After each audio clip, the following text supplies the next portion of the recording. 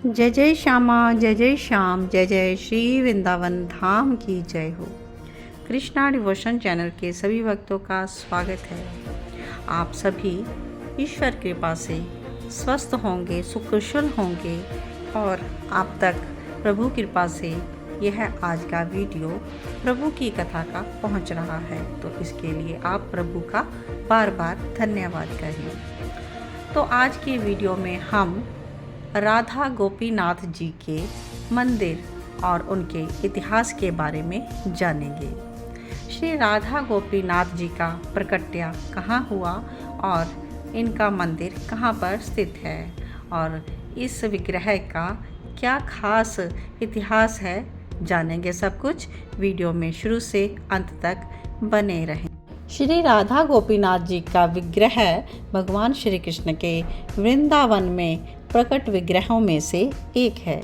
इनके दर्शन बहुत ही खास हैं। श्री गोपीनाथ जी परमानंद भट्टाचार्य के शिष्य शील मधु पंडित गोस्वामी द्वारा पूजे जाने वाले देवता हैं और गदाधर पंडित जी के शिष्य परमानंद भट्टाचार्य द्वारा ये खोजे गए थे।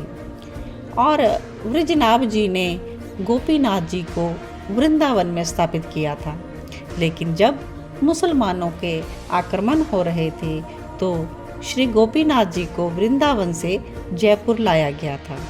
श्री गोपीनाथ जी का विग्रह कंधे से लेकर कमर तक बिल्कुल भगवान श्री कृष्ण के समान ही ये दिखाई देते हैं। गोपीनाथ जी का यह विग्रह कैसे प्रकट हुआ, इसकी कथा जान लेते हैं।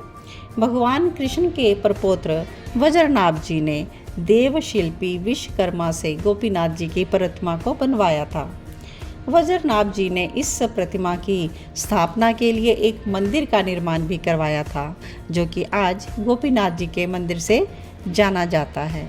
गोपीनाथ जी का यह विग्रह वृंदावन से जयपुर लाया गया क्योंकि मुगल शासक औरंगजेब द्वारा मंदिरों को तोड़ाया जा रहा था।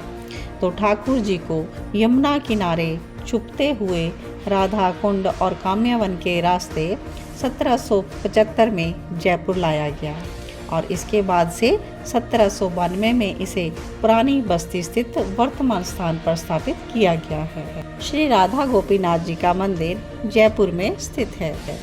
गोपीनाथ मंदिर के महंत सिद्धार्थ गोस्वामी जी ने बताया कि राजस्थान में मौजूद भगवान श्री कृष्ण के 3 विग्रह हैं।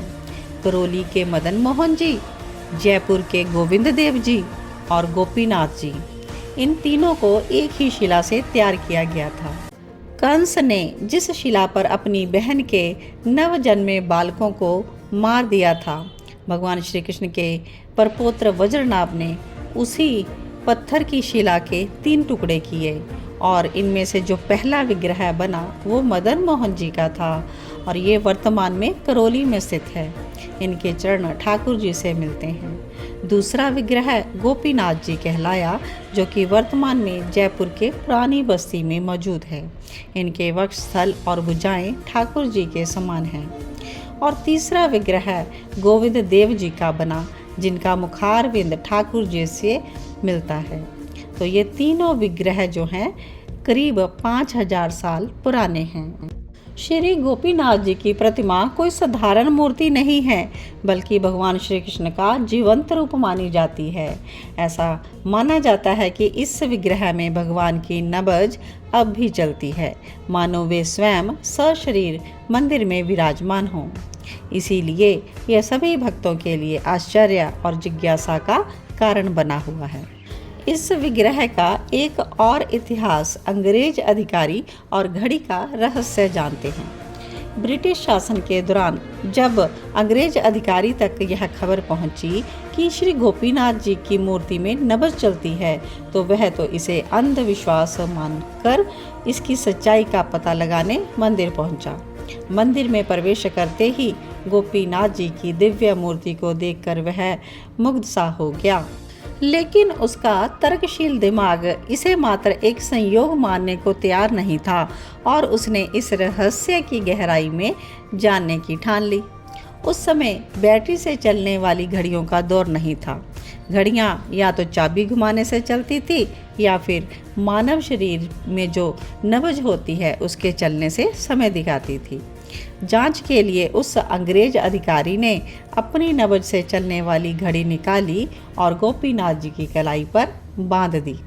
जैसे ही घड़ी मूर्ति के हाथ पर बांधी गई, वह घड़ी स्वयं ही चलने लगी और सही समय दिखाने लगी। यह देखकर अंग्रेज अधिकारी दंग रह गया और उसने श्रद्धा में झुककर भगवान को नमन किया।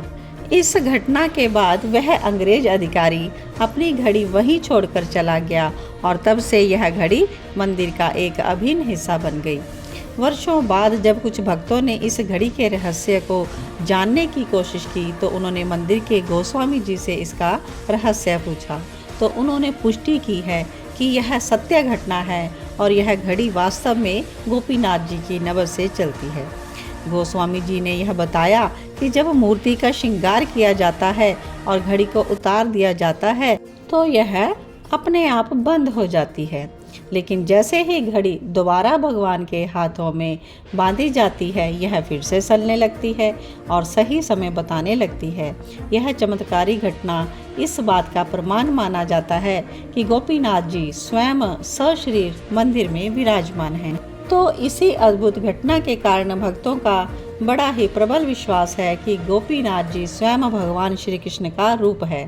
तो जयपुर को इसीलिए मिनी वृंदावन भी कहा जाता है। यहाँ स्थित गोविंद देव जी का मंदिर और गोपीनाथ जी का मंदिर दोनों ही विग्रह वृंदावन से प्रकट हुए हैं और भक्तों की गहरी आस्था के प्रतीक हैं। यह रहस्यमयी कथा केवल कहानी नहीं बल्कि भक्तों की अटूट श्रद्धा और विश्वास का प्रमाण है। गोपीनाथ जी की प्रतिमा में आज भी घड़ी पहनने का प्रचलन है। यह इस विग्रह की अनूठी विशेषता है। तो बोलिए श्री राधा गोपीनाथ जी की जय हो, श्री वृंदावन धाम की जय हो। तो आज के वीडियो में बड़ी ही प्यारी रहस्यमयी कथा आपने श्री राधा गोपीनाथ जी की श्रवण की। तो इसी प्रकार से श्री वृंदावन के सप्त देवालय ठाकुरों की कथा को श्रवण करने के लिए जुड़े रहें कृष्णा डिवोशन चैनल के साथ। तब तक के लिए आप सभी के हृदयस्थ बैठे प्रिया प्रीतम को मेरा कोटि कोटि वंदन। जय जय श्यामा, जय जय श्याम, जय जय श्री वृंदावन धाम की जय हो।